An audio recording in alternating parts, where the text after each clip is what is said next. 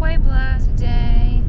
Luckily, before we left the RV park we were at in San Juan Teotihuacan, the lady that lives there let us know about some travel or driving restrictions that they have in the state of Puebla we didn't know about. It sounds like if your vehicle isn't registered in that state, you have to have a kind of like a tourist vehicle pass, which is free, but you have to register that online, or otherwise you get pulled over and have a pretty hefty fine.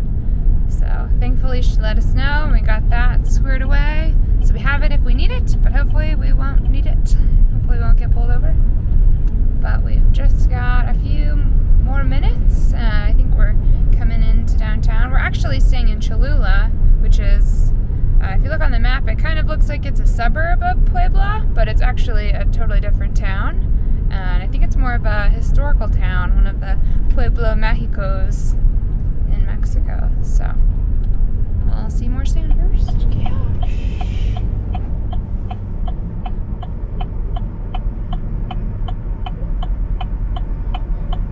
oh, there's a Sam's Club. See the sign? Mm-hmm. All the flowers, fresh flowers. Whoa! There's a tope right there. Apparently. Your destination is on the left. Looks like a giant asparagus. It does look like a giant asparagus. Things are huge, taller than David. And me. Well, we made it to our campground in Cholula. Today's a big day. We're heading to DHL because our package has been delivered. So we should be able to pick up our fan parts, which hopefully will fix our fan. But we'll find out. Fingers crossed. We also, along with the fan parts, have toilet seals. Our cassette toilet seal, after about 3 months, started leaking. We've managed to limp it along by putting Vaseline so it stayed sealed, but I've had to do that about once a month. And it's not very pleasant whenever the seal goes out, so I got a couple new seals and a couple new keypads for the fan. So a big day. Hopefully everything made it intact.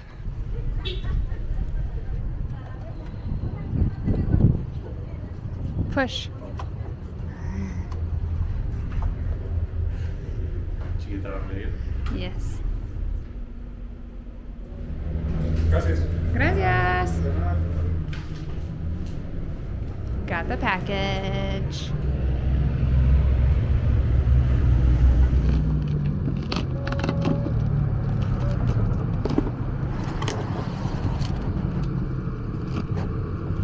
What have you got? Got toilet seals, and looks like that's the keypads. It all made it through customs. Woohoo! Exciting. Yeah, it better have made it. Between customs fees and shipping, we've got about $120 worth of parts, and it weighs about a pound. But all the fees and customs to get it shipped here was around $200 US. So Pricey. Insanely expensive to get it shipped here. Pricey. For a box this small. Yeah. Wow, we needed it. How exciting! Package made it. Yeah. We were just calculating how long it's been since our fan broke, and we're thinking it's been a little over a month, but it feels like a lot longer than that. Yeah, the fan definitely helps out quite a bit whenever we drop the top down, because you turn the fan on full blast exhausting, and then that helps pull the canvas in. Whereas now we just have to stop at several different points on the way while the top is coming down and tuck all the canvas in by hand. So using the fan to do it is much easier.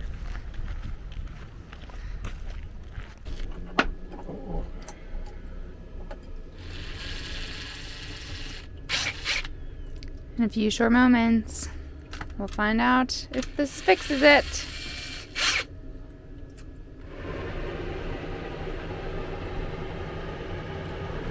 Got the new keypad installed, plugged into the motherboard, ready to hook everything back up and see if it works or not. Almost to the moment of truth.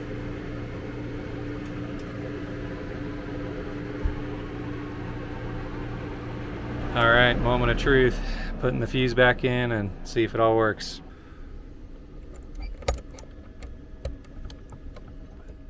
All right, fuse is in.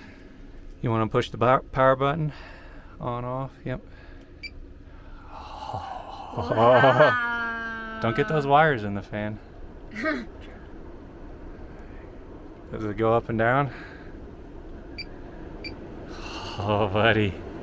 That's exciting. All right, now we can finish putting it the rest of the way back together. The next day, we found our way to Puebla's Zocalo. Looks like they're doing a little bit of restoration here. See, this doorway is really pretty. I think they've decorated it with palm leaves since it's right around Easter. Wow.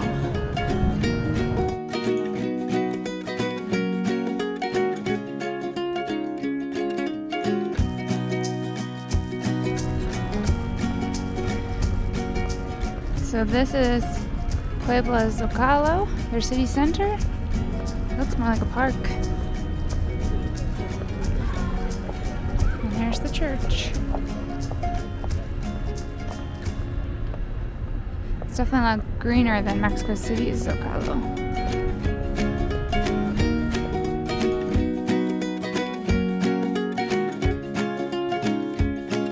We strolled past the brightly colored buildings lining Callón de los Sapos, or the Alley of the Frogs.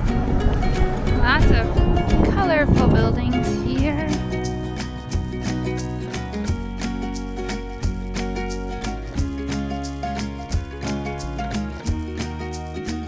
And a trip to Puebla wouldn't be complete without checking out Calle de Dulces, a street lined with candy shops. It's said that 300 different types of candies are made in Puebla. Most of these are only available in or near Puebla because of the complicated export laws and because so many of the candies are really fragile and they would break during shipping. Many of the storefronts gave out samples, but we decided to buy some cocaditas, which are coconut balls, and barachitos, meaning little drunks, because these jelly-filled candies are made with alcohol, like rum or tequila.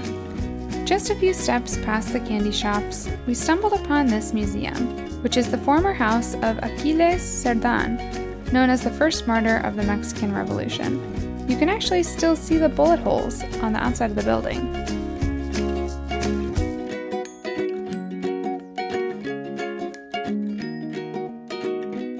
We're somewhere a little bit different, and we're headed under the city.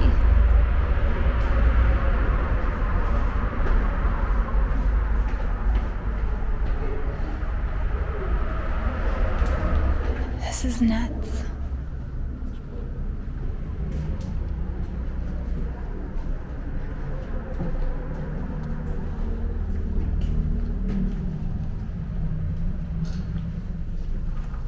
I have to say, this feels really crazy, but in a super cool way. So this tunnel wasn't discovered until 2016, but was built back in the 1500s. The designs for these tunnels were actually copied from Roman schematics and brought over with Cortez to construct them. It really makes sense that they all had to be masonry lined because the tunnels are so shallow that they wouldn't have gotten to any competent rock to form the tunnels out of. Still yet, it's impressive that these tunnels carried water and they're still standing, considering how much erosion water can cause in a short period of time, and these tunnels are 500 years old. Of course, it doesn't look like they've seen water in a while, but still yet pretty impressive. They could have made this tunnel like 6 inches taller, though. I hit my head at one point in the tunnel back there. Felt like I was back in the mine again, except for this time I only got a Bengals hat on, not a hard hat. Made a comment earlier about how I was impressed these aqueducts were still standing after so many years of water flowing through them. And we finally came to a sign that showed a few of the rocks that were used to construct the tunnels. And one of the main ones was actually basalt, which basalt is actually found on the bedrock of ocean floors. So it is a very sturdy rock and mineral. We actually used it to line pipes in the preparation plant when I still worked there. So makes sense why these tunnels held up so well since they were made of that. And maybe that's the end. The light at the end of the tunnel. As we were walking through the tunnels, I was curious where the source of the water was, and they actually built a dam, the San Jose Dam, that dammed up a river. I don't remember the name of the river, but what's left of it is right here. See, it looks like just big chunks of rock, and then over here you can see part of the channel that directed water into the aqueducts.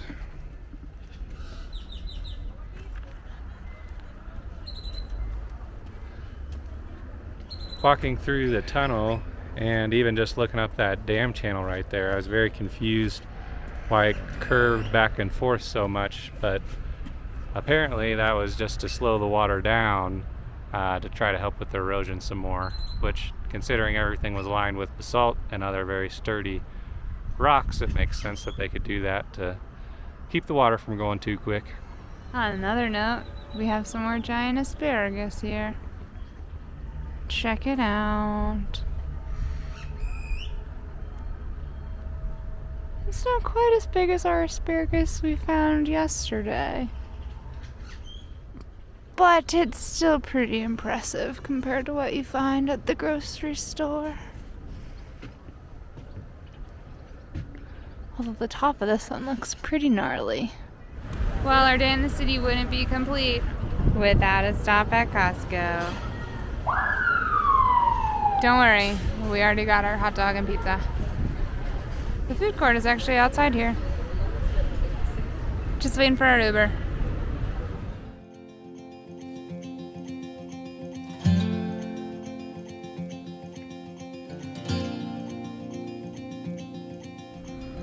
Lots of street art in Cholula.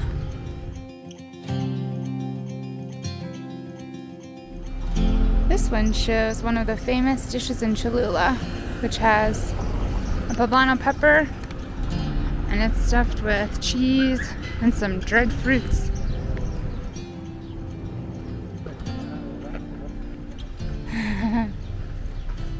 Does look like a little bit of a zombie squirrel. This town seems to be full of cute little restaurants and cafes. I'm really liking the vibe. We're heading to another archaeological site. There seems to be a lot of them around here. But this is going to be the Great Pyramid that we're going to. And apparently a lot of it is still uncovered. No, still covered. That's what I'm trying to say. So if you look up here, it appears like there's just a church on a hill. But actually, there's a pyramid under that church. Prior to the Spanish Inquisition, Cholula was an important town dedicated to the god Quetzalcoatl. It was established sometime between 100 and 600 AD, reaching its prime between 600 and 900 AD. Cholula is thought to have had two eras of major development, the first being between the year 0 and 850 AD, when commercial trade routes were established with Teotihuacan to control the trade of obsidian and pottery. The second period is thought to have occurred between 850 and 1519 AD, when Cholulans formed an alliance with the Aztecs, or Mexica people, to develop trade routes with people in Guatemala, the Yucatan, and the Gulf of Mexico. It remains unknown why the city was abandoned for 300 years. And some of the theories why it may have been abandoned are, one, that maybe the nearby volcano erupted and the inhabitants had to leave, or potentially flooding. But they don't really know for sure, so it's a mystery. So from here you can get a little bit of a better vantage point of what the Great Pyramid looked like in size. Apparently this pyramid is actually, by mass, the largest pyramid in the world. Or was. Only by mass, though. It's believed that people have been living in the Cholula area for over 2,500 years. But this pyramid is believed to have been finished, or at least people stopped making changes to it, in 800 AD. A long time ago. But parts of it still stand. The Temple of Quetzalcoatl used to sit on top of the Great Pyramid, but it was destroyed by Hernán Cortés in 1519 after the Cholula Massacre, which is still known as one of the most violent acts of the conquistadors. In 1519, Cortés requested a meeting with the leaders, noblemen, and military officials of Cholula. However, once they arrived, the conquistadors murdered them, while their allies, a rival indigenous group, destroyed Cholula's prominent buildings and killed the women and children they found. Thousands of Cholulans were killed that day. Cortés estimated 3,000 deaths, while another observer estimated a much higher death rate, 30,000 people. All of this was done while Cortés was on his way to conquer the Aztec capital of Tenochtitlan, which we now know as Mexico City. But, unfortunately, that's what the conquistadors did, right? A sad, sad part of history.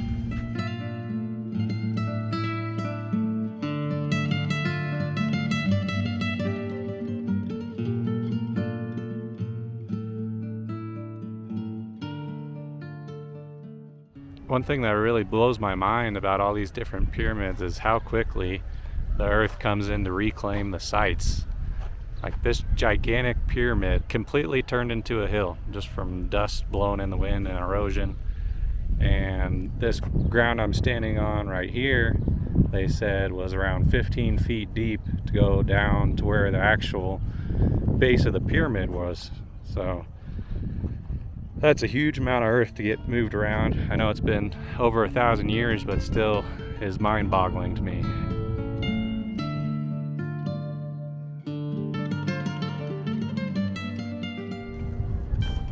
Steep climb.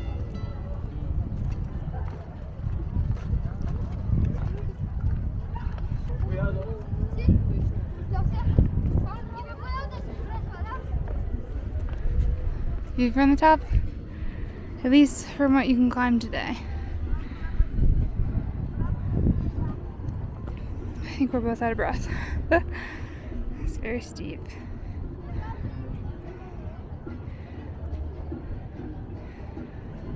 We can get a pretty good view of one of the volcanoes. And right now, it seems to be letting out some steam.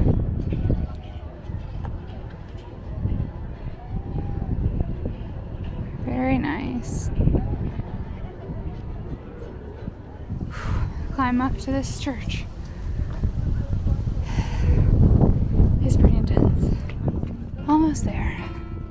Construction of the Yellow Church was started in 1594, but wasn't completed until the year 1666. This church, which sits on top of the hill that holds the Great Pyramid, was built using many of the materials from the pyramid.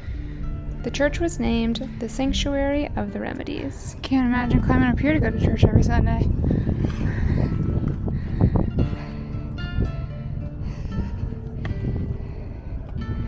Wow, what a view though. Interestingly, before the Yellow Church was constructed, a cross was placed in the temple on top of the hill. However, it was struck down by lightning in 1536. This was replaced by a second and third cross, but both of these were also destroyed by lightning. When Franciscans climbed up to the top of the hill, they found buried snails and pre-Hispanic idols. Today, Cholula is known for its many churches. It's said that Cortés demanded that a church be built for every day of the year. Why so many churches? Well, Cholula previously had many temples, and Cortés made sure to build a church on top of every one of them. There aren't actually 365 churches, but the city skyline is most certainly speckled with domes and steeples.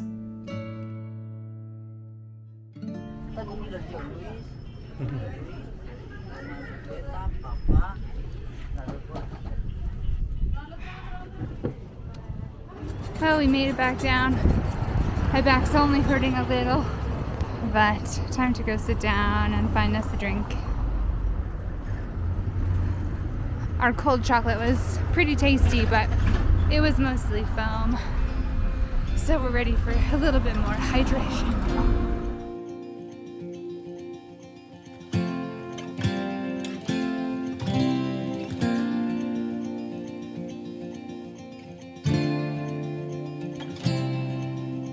If you liked this video, let us know by liking and subscribing. And don't forget, you can see more of the journey on Instagram and TikTok. Cheers, friends!